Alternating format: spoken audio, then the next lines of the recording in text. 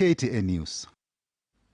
And back in the country, former Ethics and Anti-Corruption Commission Chief Executive Officer Halakhe Waqo today appeared before the Public Investment Committee to account for his role in the 7.8 billion shilling KEMSA scandal. This was after a witness mentioned him last month as being a signatory to a bank loan secured to obtain a tender at the Medical Supply Agency. Waqo denied any association with a company that was awarded 347 million shillings tender to supply medical equipment. But as Timothy Otieno reports, Waqo failed to produce evidence to show he did due diligence to establish that the business he facilitated was genuine.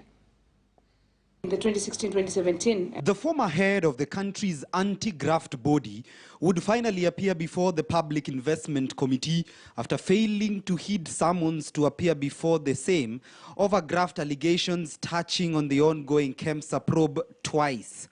Halakhe Waqo, who served as the CEO of the Ethics and Anti-Corruption Commission between 2013 and 2019, would struggle to disassociate himself from an office supplies company, which, despite having no background in medical supplies, was in August last year awarded 347 million shillings by KEMSA to supply 500,000 KN95 masks. In his submissions to the committee, Waqo states that he is neither a shareholder, proprietor, or director of the company. He states, and I quote, "The directors of that company approached me after the bank introduced them to me.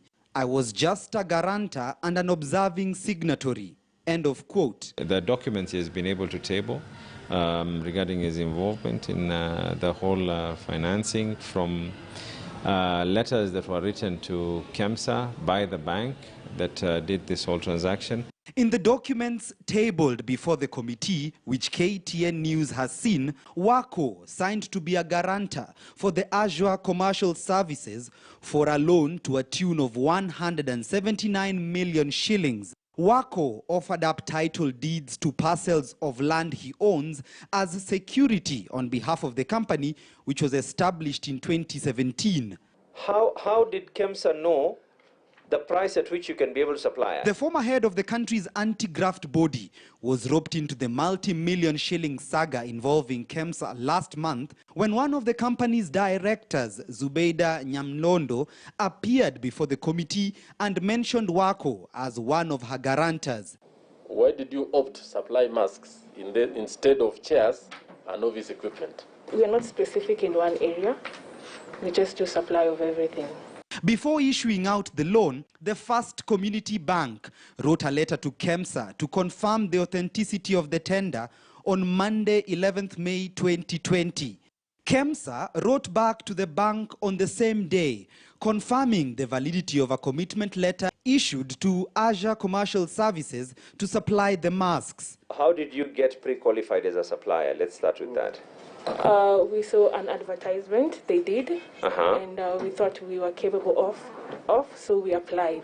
Zubeida, who had been hard-pressed to explain how her company knew of the tender, had said Waqo was introduced to her through the bank where the former EACC banks alongside directors of Azure Commercial Services. Waqo has been faulted by the Public Investment Committee for failing to conduct due diligence to ascertain the authenticity of a company he is a guarantor to. The former EACC boss, who now serves as the chair of the University Fund, is expected to table a loan agreement he reached with the controversial furniture supplies company on Tuesday. Timothy Otieno, KTN News. And on to COVID-19 numbers now, and the country has recorded